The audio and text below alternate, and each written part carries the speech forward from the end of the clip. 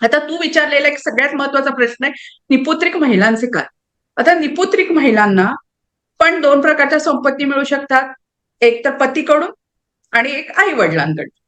आता पतीकडनं मिळालेली संपत्ती समजा ती तिच्या नंतर पतीचा मृत्यू झाला तर ती पतीला मिळेल, पण पतीचा मृत्यू आधीच झालेला असेल तर ती पतीच्या नातेवाईकांना मिळेल.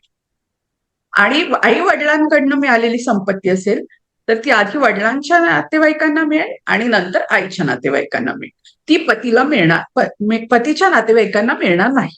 अविवाहित महिला असेल तर तिला मिळणारी संपत्ती ही तिच्या माहेरून किंवा आई वडिलांकडून असेल, तर अविवाहित महिलेला मिळणारी संपत्ती आणि तिचा मृत्यूपत्र न करता झाला तर ती पहिल्यांदा वडिलांच्या नातेवाईकांना जाईल.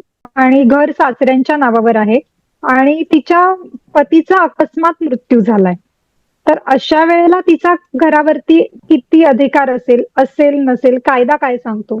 अगदीच चांगला प्रश्न आहे महिलांसाठी. महिलांना एक गोड गैरसमज असतो की पतीच्या मृत्यूनंतर जे पतीचं आहे ते सगळं माझे.